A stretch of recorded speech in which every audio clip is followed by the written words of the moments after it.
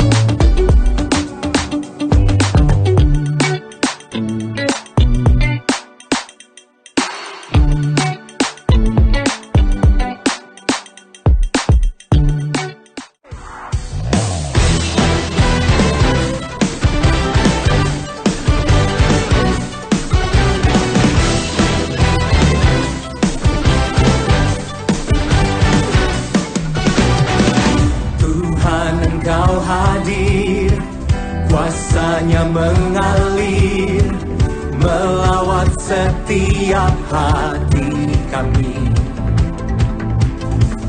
Roh-Mu membebaskan, Roh-Mu membangkitkan, kebesaran-Mu dinyatakan. Diselamatkan untuk menyembah, datanglah kerajaan-Mu di dunia. Di hadapan Kau-Mu seluruh jiwa menyatu, nyanyikan pujian senada dengan surga.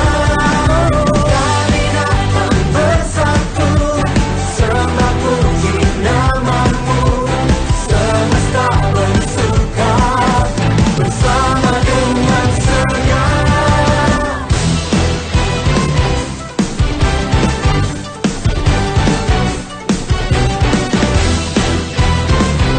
Oh Tuhan, Kau hadir dan melawan kami.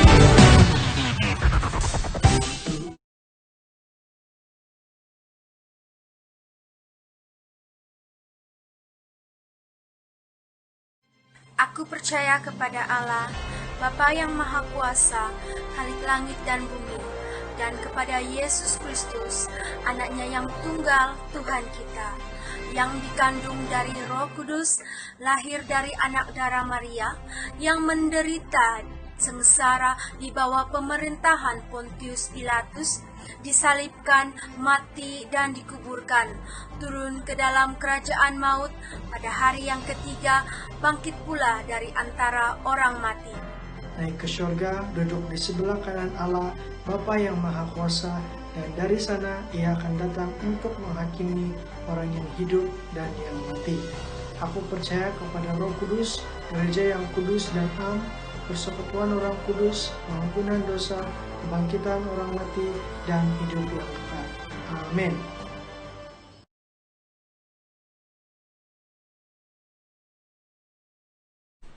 Haleluya. Shalom, salam bertemu kembali dalam kasih Kristus. Dimanapun Anda berada yang sedang beribadah bersama kami secara online, saya percaya bahwa berkat dan anugerah Tuhan, hadirat Tuhan sendiri ada di tempat di mana Anda semua berada. Mari kita semua siapkan diri untuk masuk dalam hadirat Allah. Mari kita menyanyi dan memuji dan memuliakan Allah melalui pujian ini. Ku percaya janji-Mu Tuhan Yesus. Haleluya.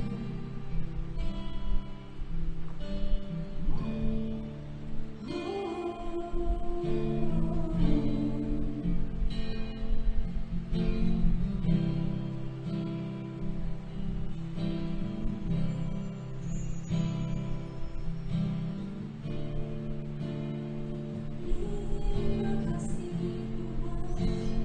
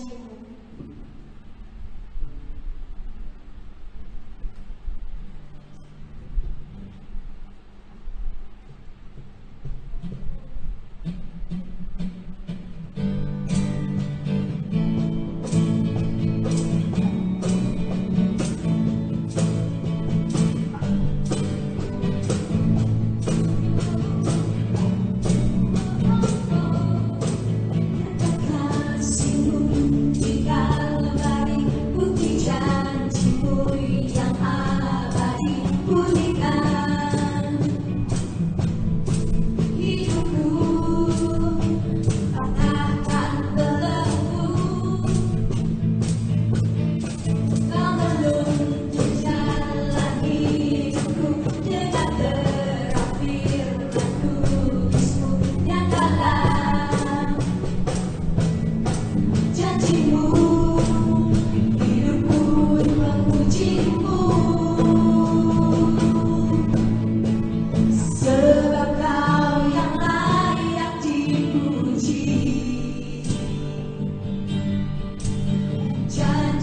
teguh dan terbukti.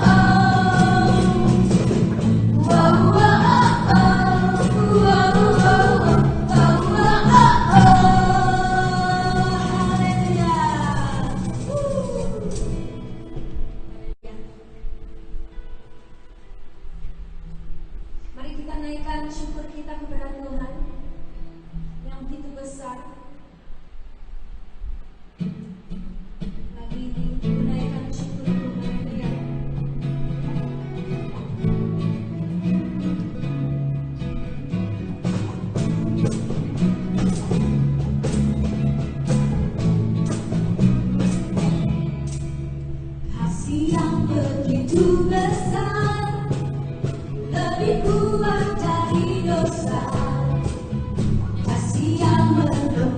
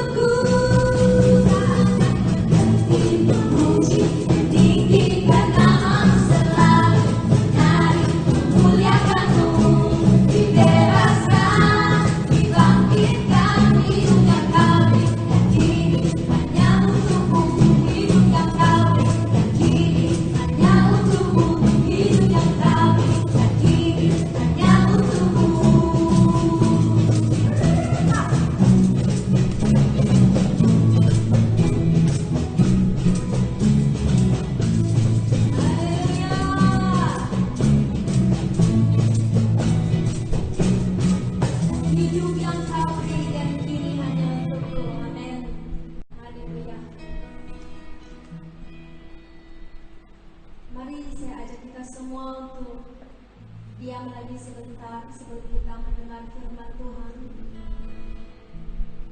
Mari kita memuji Tuhan kita yang berkasih. Mari kita menyembah dalam roh dan kebenaran. Hadirat Tuhan memenuhi kita. Hadirat Tuhan memenuhi tempat ini. Roh Kudus Kau bekerjalah di dalam setiap hati kami, agar remah yang turun daripada Engkau dapat kami nikmati ya Bapa di surga. Agar message daripada firman-Mu itu juga Tuhan dapat kami terima dan kami adaptasi dalam hidup kami. Terpuji termulialah nama Yesus. Janji-Mu kekal selamanya.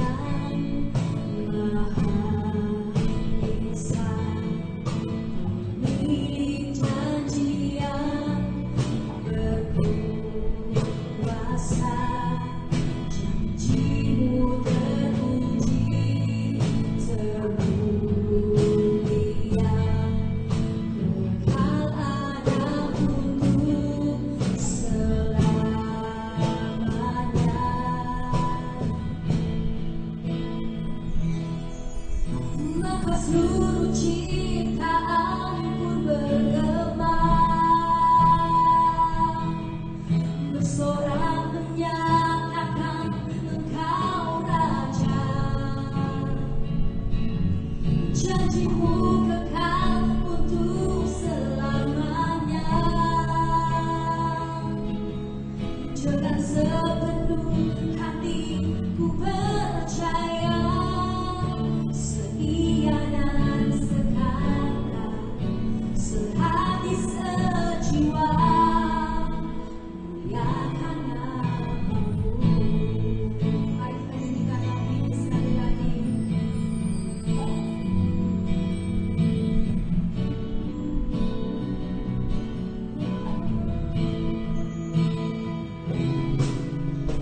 Kaulah Tuhan yang Maha Esa, pemilik janji yang berkuasa. Janji-Mu teruji, termulia, kekal ada untuk selamanya.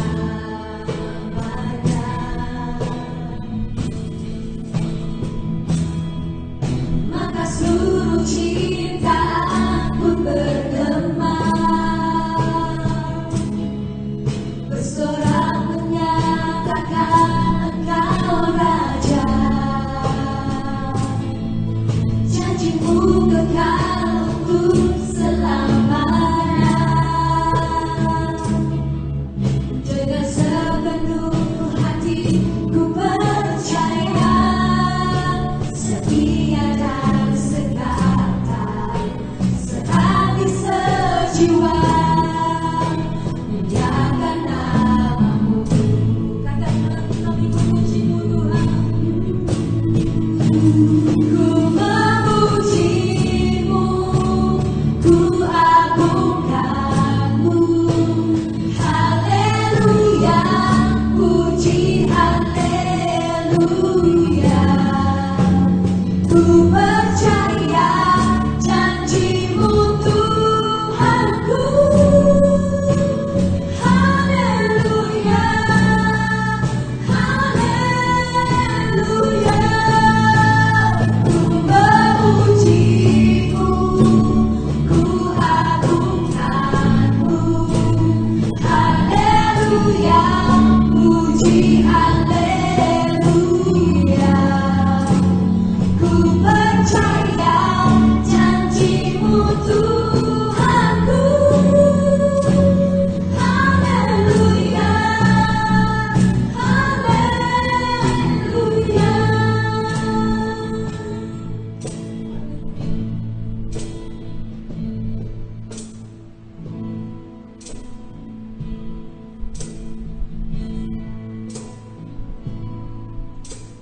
Seluruh ciptaan pun bergema,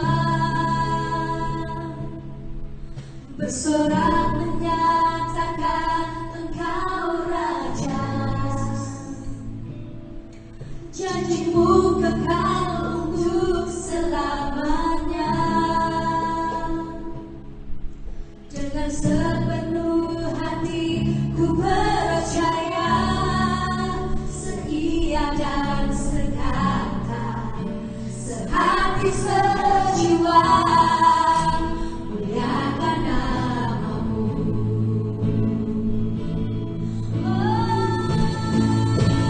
Ku memuji-Mu, ku agungkan-Mu.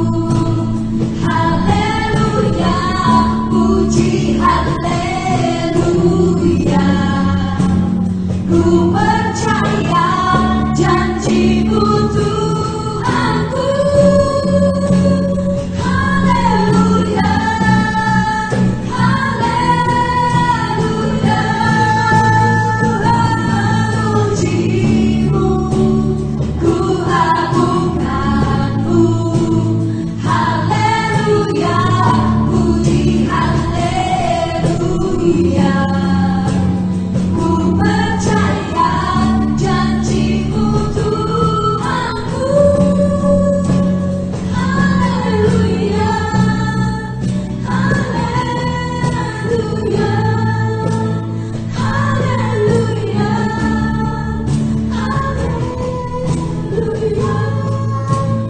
Haleluya, haleluya.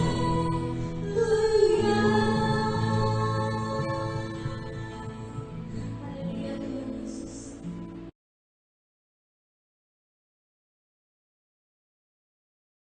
Hai Shalom, selamat pagi, salam damai dalam kasih Tuhan. Kita bersyukur karena kesempatan ini kita dapat bersama-sama sekali lagi. Dan sebelum kita teruskan belajar dari kebenaran firman Tuhan, saya mengajak kita untuk berdoa. Saya pimpin dalam doa. Bapa di surga, kami bersyukur atas kesempatan yang sangat indah yang Kau sudah sediakan bagi kami. Dan kami sangat bersyukur karena Tuhan sekali lagi mengizinkan kami hidup dan menikmati berkat yang Tuhan sudah sediakan bagi kami. Berserga hamba-Mu menyerahkan setiap pribadi kami yang mendengar dari sabda firman-Mu. Bila firman Tuhan ini terus menguatkan iman kami, kami terus bertumbuh dalam kerohanian kami. Kami serahkan pemberitaan firman-Mu dari awal hingga selesainya, biar nama Tuhan dimuliakan. Amin. Oke, tanpa membuang masa, saya mengajak semua jemaat Tuhan untuk melihat firman Tuhan yang kita pelajari bersama, yang terdapat dalam 2 Timotius pasal yang keempat, ayat yang ketiga hingga ayat yang keempat. 2 Timotius pasal 4 ayat 3 hingga ayat yang keempat.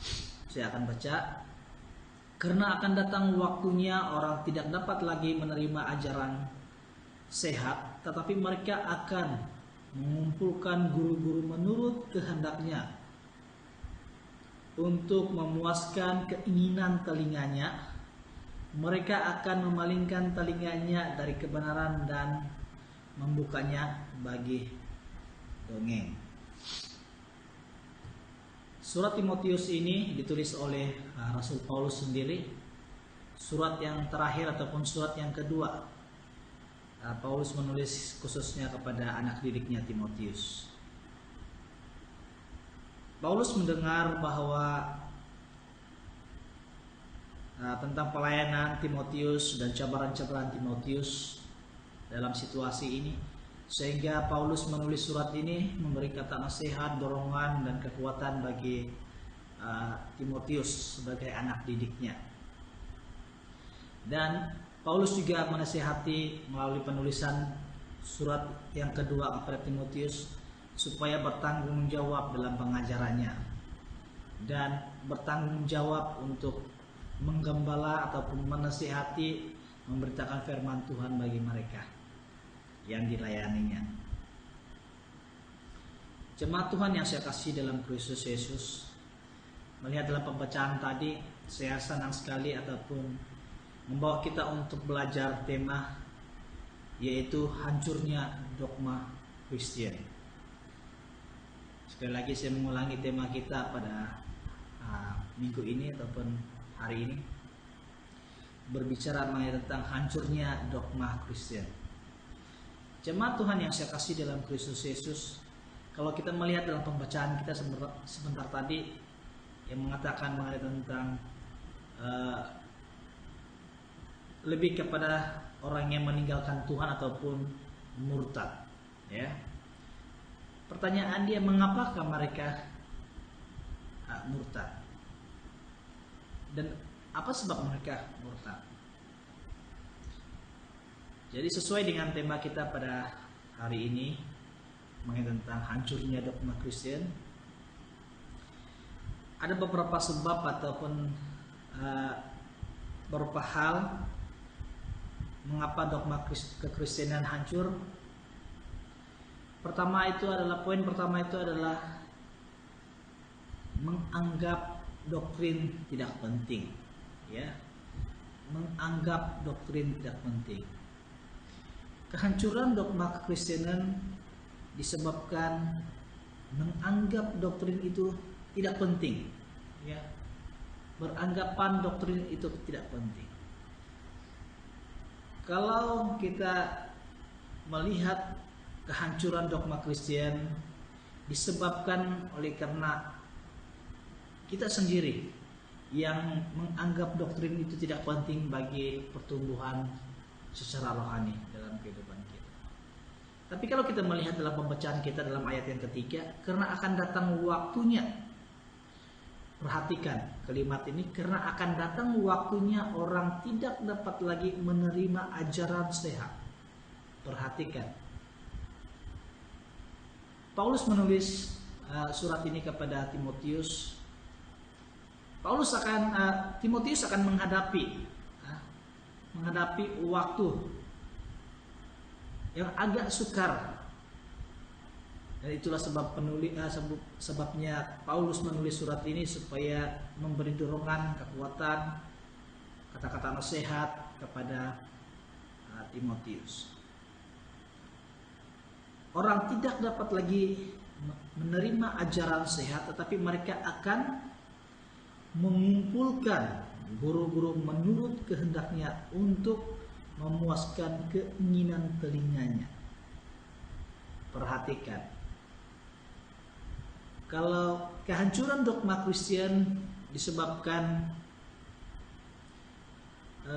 sifat kehidupan kita hanya mementingkan keinginan hati kita ataupun keinginan telinga kita untuk mendengar sesuatu kata-kata yang menyenangkan hati kita, lalu tidak ada teguran, lalu tidak ada kata-kata nasihat. Karena Paulus juga memberitahu Timotius supaya tegurlah mereka. Maksudnya di situ tanggung jawab Timotius itu adalah menegur dengan ajaran yang tidak baik, ataupun ada ajaran-ajaran yang tidak berlandaskan dengan firman Tuhan. Nah,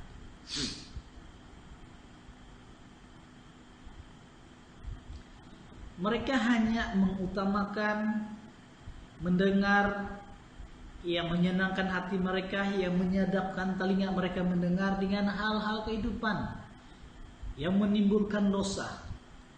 Mereka senang atau mereka lebih suka menerima kata-kata yang menyenangkan hati mereka dan telinga mereka. Dan kalau kita melihat seterusnya juga mengatakan mengumpulkan. Maksudnya di situ mereka coba mau memperbanyakkan ataupun membuat satu kumpulan yang besar dengan ajaran-ajaran menurut apa yang mereka mau. Mereka akan mengumpul guru-guru palsu sesuai dengan apa yang mereka mau. Contohnya dengan ajaran-ajaran. Jadi itulah sebabnya kehancuran dogma Kristen karena menganggap doktrin itu tidak penting dalam kehidupan rohani kita. Itulah sebabnya kehancuran, ataupun kalau kita melihat dalam konteks kita yang mudah kita pahami atau mengerti, kita lihat saja kenapa ada yang meninggalkan Tuhan dalam hidup mereka. Dan sebenarnya mereka sudah sekian lama bersama dengan Tuhan melayani, mungkin dalam jangka 20 tahun, 10 tahun, dan beberapa tahun. Tapi akhirnya apa yang mereka lakukan? Mereka tidak mau lagi dinasihati, mereka tidak mau lagi ditegur oleh firman Tuhan. Mereka mau diisi dengan keinginan hati mereka, memuaskan hati mereka. Kenapa mereka terjerumus dengan kehidupan dunia? Disebabkan mereka tidak mementingkan doktrin, ataupun mereka mengabaikan doktrin, atau mereka langsung tidak mau menerima doktrin. Mungkin mereka mengatakan, saya sudah pandai membaca firman Tuhan, saya sudah menghabiskan firman Tuhan, dan beberapa kali sudah bisa membaca firman Tuhan. Apakah itu menjadi satu ukuran kita bahwa doktrin itu tidak penting disebabkan oleh karena kita pandai membaca firman Tuhan, dan sehingga kita mengabaikan itu doktrin? Nah, jemaat Tuhan, kalau kita melihat dalam situasi yang dialami oleh Timotius dalam hal ini, dia akan menghadapi orang-orang seperti ini, karena akan datang waktunya orang tidak dapat lagi menerima ajaran sehat. Perhatikan, menerima ajaran sehat. Maksudnya mereka tidak akan lagi mendengar kebenaran firman Tuhan. Mereka lebih fokus kepada mau mendengar dengan kehidupan yang menyenangkan, cerita-cerita yang berdosa, sehingga mereka terhibur dan sebagainya. Nah, dan kalau kita melihat kata dongeng di situ juga, ya, ayat yang keempat mengatakan mereka akan memalingkan telinganya dari kebenaran dan membukanya bagi dongeng. Kalau melihat dalam kata dongeng di sini, membukanya bagi dongeng, berarti mereka lari dari kepada landasan firman Tuhan. Mereka mengambil keputusan untuk lari daripada landasan firman Tuhan, karena mereka lebih suka dengan hal-hal hidup dalam dunia, maksudnya dalam hal berdosa pun mereka yang penting menyenangkan hati mereka, menyenangkan telinga mereka, membenarkan cerita-cerita yang menimbulkan dosa, sehingga mereka menolak, ya, sehingga mereka menolak doktrin. Jemaat Tuhan yang saya kasih dalam Kristus Yesus, inilah yang akan dialami oleh Timotius. Nah, bagaimana dengan kita? Apakah kita tergolong dengan mereka ini, ataupun sebaliknya? Jemaat Tuhan yang saya kasih dalam Kristus Yesus, apakah kita juga sama menganggap doktrin itu tidak penting dalam pertumbuhan rohani kita? Kalau kita memikirkan ataupun kita berpandangan bahwa menganggap doktrin itu tidak penting dalam kehidupan rohani kita, bagaimana kita mengatasi situasi kalau kita melihat pada masa sekarang nih, dalam situasi yang berkembang, maju, macam mana kita mengatasi situasi dalam kehidupan masa kini yang banyak kemajuan, ataupun dikata lain postmodern?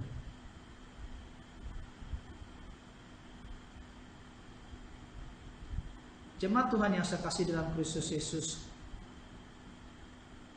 kalau kita beranggapan doktrin tidak penting, itulah sebabnya kehancuran dogma kekristenan kita. Oleh karena kita sendiri memutuskan bahwa menganggap doktrin itu penting. Kalau benar kita beranggapan ataupun menganggap doktrin itu penting dalam kehidupan rohani kita, saya percaya bahwa kita tidak akan murtad ataupun tidak meninggalkan Tuhan, ataupun kita tidak mau lagi datang ke gereja. Mungkin sebabnya kita beranggap doktrin tidak penting dalam kehidupan rohani. Jemaat Tuhan yang saya kasih dalam Kristus Yesus, bagaimana kalau kita tidak beranggap doktrin itu tidak penting? Bagaimana cara pola pikir kita? Bagaimana cara kita membezakan baik dan buruknya? Kalau pola pikir kita sama dengan pola pikir kita tentang kehidupan dunia, dan kita tidak dapat membandingkan mana kebenaran dan mana kesalahan, kita hanya rangkumkan sekaligus, dan sehingga kita pola pikir kita tidak tahu membeza mana benar dan mana yang baik. Itulah sebabnya kehancuran dogma kekristenan kita disebabkan kita beranggap bahwa teologi dan doktrin itu tidak penting dalam kehidupan rohani kita. Karena kalau kita beranggapan bahwa doktrin itu tidak penting, pola pikir kita tidak sama. Kita tidak dapat membezakan baik dan buruknya. Itulah sebabnya tujuan teologi ataupun doktrin itu, maksud teologi adalah pengenalan terhadap Allah. Pengenalan kita terhadap Allah. Jemaat Tuhan yang saya kasih dalam Kristus Yesus, dapatkah kita menjadi orang yang baik kalau tidak mengenal Allah? Saya ulangi, dapatkah kita menjadi orang yang baik kalau kita tidak mengenal Allah? Jemaat Tuhan yang saya kasih dalam Kristus Yesus, marilah kita dalam situasi keadaan kita, pola pikir kita, supaya kita dapat memikirkan baik dan buruknya, kita harus mengenal Allah.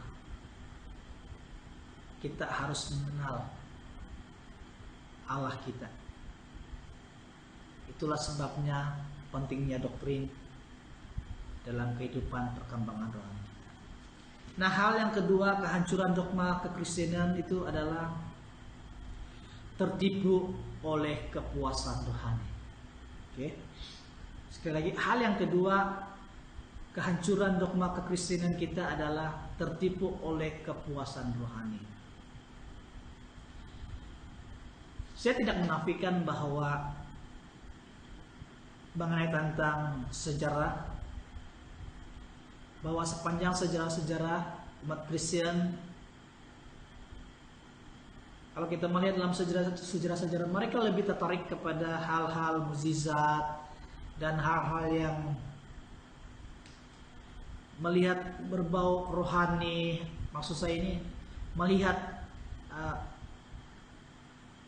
keadaan yang kononnya itu adalah rohani. Kita tertipu oleh kepuasan rohani, ya. Kalau kita melihat kelemahan orang Kristen seperti kelemahan-kelemahan orang Kristen dari sudut pengajaran ataupun dogma kekristenan. Pengajaran ataupun dogma kekristenan semakin lama semakin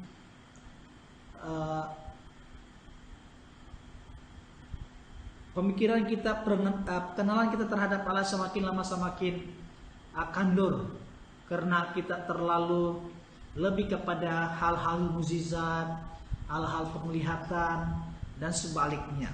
Maksudnya di sini dalam firman Tuhan juga mengatakan tentang hal-hal mukjizat dan sebagainya. Tapi maksudnya di sini kita tidak perlu fokus kepada hal-hal mukjizat, penglihatan dan yang lain-lain. Kita harus fokus untuk mengenal Tuhan yang sesungguhnya. yang kita sembah sebenarnya dalam kehidupan kita secara rohani. Itulah permasalahan yang ada dalam kehidupan kita sebagai orang yang percaya, karena kita lebih kepada fokus kepada hal-hal yang melihat, fokus kepada mukjizat dan kesembuhan dan sebagainya. Kita tidak fokus pula dalam pengajaran Alkitabiah. Maksudnya di sini sehingga kita mengabaikan kitab suci dan fokus untuk mengenai tentang mukjizat. Kalau kita melihat mengapa kehancuran dogma Kristen yang kita tertipu oleh kepuasan rohani, contohnya ya, contoh dalam kesaksian-kesaksian yang mengatakan mengenai tentang penglihatan, melihat neraka, ya. Ini ada salah satu contoh. Ini selalu kita dengar, tidak perlu saya menyebut siapa itu, dan saya percaya bahwa kita dengar mengenai tentang penglihatan, orang melihat di neraka, situasi neraka itu macam mana, keadaan neraka itu macam mana, menceritakan sebagainya. Contohnya, neraka itu saya dapat melihat penglihatan. Saya melihat bahwa manusia yang di neraka itu telah disiksa oleh iblis. Mereka punya lidah dipotong, mereka dipukul,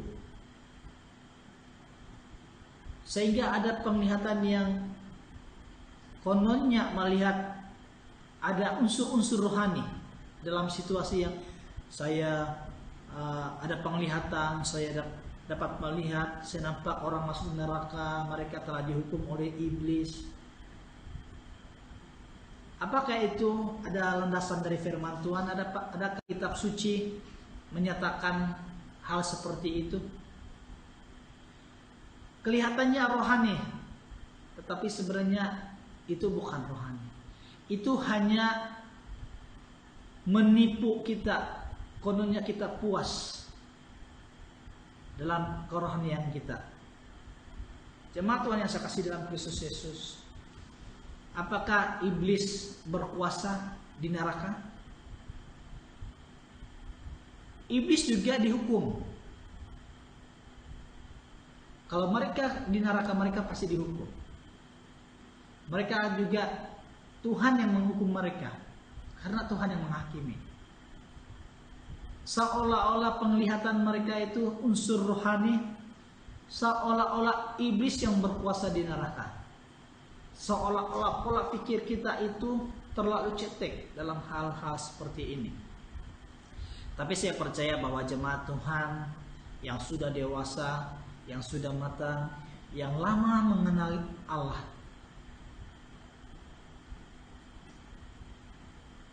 dan setia dengan Tuhan, saya percaya bahwa pola pikir kita tidak sama dengan pola pikir yang lain, karena mereka tidak percaya kepada Yesus Kristus. Tapi bagi kita yang percaya kepada Yesus Kristus, pola pikir kita berbeza, tidak sama lagi dengan mereka, tidak sama lagi dengan cara berpikir kita satu ketika dahulu belum percaya dengan Tuhan. Nah, jemaat Tuhan yang saya kasih dalam Kristus Yesus,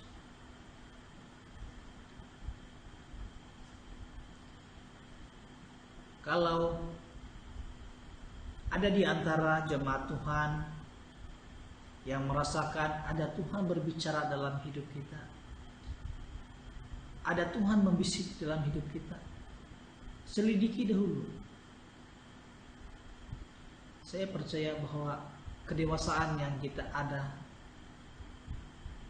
membuatkan pola pikir kita berbeza kepada yang lain. Marilah kita berwaspada sebagai orang yang percaya kepada Tuhan. Kita tidak mau seperti kita tidak mau seperti yang akan dilalui oleh Timotius. Kita tidak mau menjadi sebagai jemaat yang sepertinya yang dilalui oleh Timotius. Maksudnya di sini kita tidak mau sebagai jemaat lalu membuka telinga dengan hal-hal yang dongeng dan tidak mau lagi dinasihati dan tidak mau lagi ditegur oleh firman Tuhan. Marilah kita tetap setia, jadilah anak yang setia kepada bapaknya. Jemaat Tuhan yang saya kasih dalam Kristus Yesus, kehancuran dogma Kristen itu dari pribadi kita karena kita terlalu menganggap doktrin itu sebagai hal yang biasa-biasa saja. Peranggapan doktrin tidak penting dalam kehidupan rohani kita, sehingga kita tidak fokus ataupun kita tidak dapat menerima doktrin itu dalam kehidupan rohani kita. Sedangkan doktrin ataupun teologi itu membawa kita untuk mengenal Allah, mengerti kehendak Allah. Dan saya percaya bahwa kita sudah dewasa dan matang secara rohani. Kita tidak lagi tertipu dengan kepuasan rohani. Kita tidak tertipu lagi dengan hal-hal kelihatannya rohani. Namun di sebaliknya, bila kita ada masalah lalu kita jatuh dan sebagainya, karena kita tidak ada dasar yang benar di hadapan Tuhan. Jemaat Tuhan yang saya kasih dalam Kristus Yesus, kehancuran dogma kekristenan kita itu adalah karena kita sendiri, karena kita tidak fokus belajar mengenai tentang Allah, mengenal Allah yang benar dalam kehidupan rohani kita.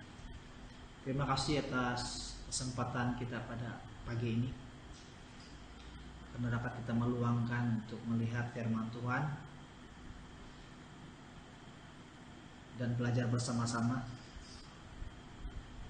Jemaat Tuhan yang saya kasih dalam Kristus Yesus, saya berharap dimanapun kamu berada, jagalah kebersihan dan kesehatan,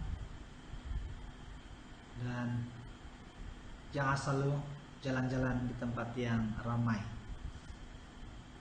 Jagalah keluarga, sayangilah keluarga Anda, kita jaga kita.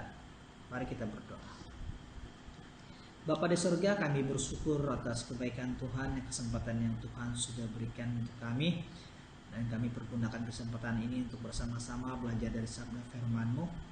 Sekiranya firman Tuhan ini memberi kami kekuatan, memberi kami motivasi tentang hidup rohani kami, supaya kami tidak dibawa dengan kehancuran dogma kekristenan kami dalam kepuasan hidup kami dalam dunia ini.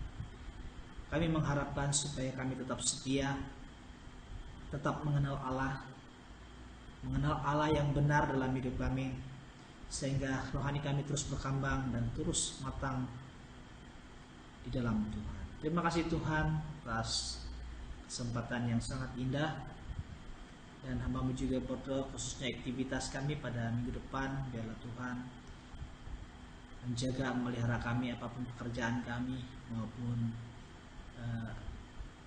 bekerja sebagai guru maupun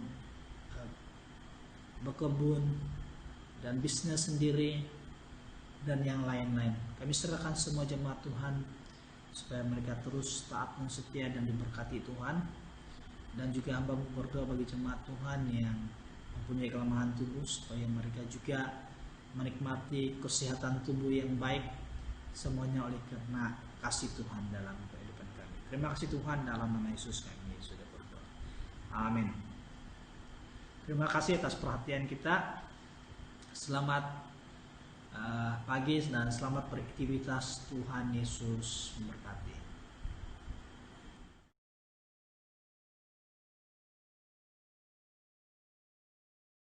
Bapa kami yang ada di surga, dikuduskanlah nama-Mu, datanglah kerajaan-Mu, jadilah kehendak-Mu, di bumi seperti di surga.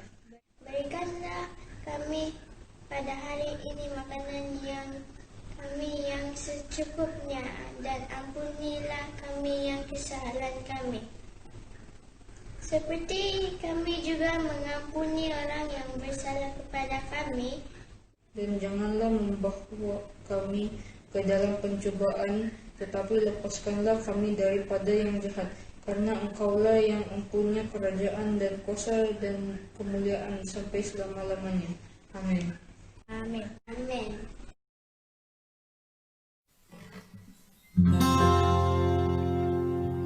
Shalom. Haleluya Tuhan.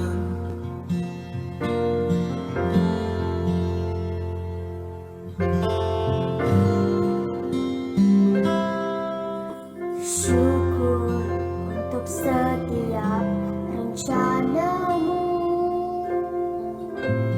dan rencanamu yang mulia. Dalam satu tubuh kami bersatu, Menjadi duta kerajaanmu. Aku ucapkan berkat atas Malaysia. Biar kemuliaan Tuhan akan nyata.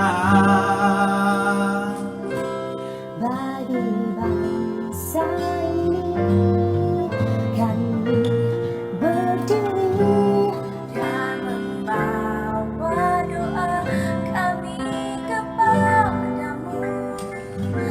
Sesuatu yang besar pasti terjadi. Dan mengubahkan negeri kami. Hanya namamu Tuhan ditinggikan atas seluruh bumi.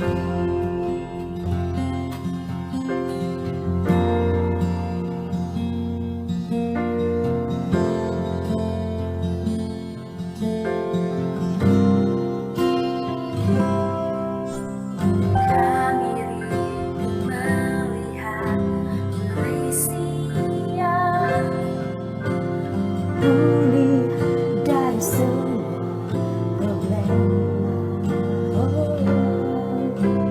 Hidup dalam jalan kebenaranmu. Pancarkan terang kemuliaan-Mu. Ku ucapkan berkat atas Malaysia. Biar kemuliaan Tuhan akan nyata bagi bangsa ini. Kami berdiri dan membawa doa kami kepadamu.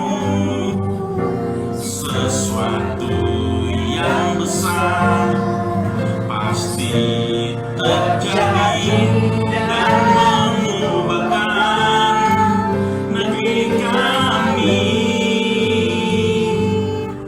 Hanya namamu Tuhan ditinggikan atas seluruh bumi.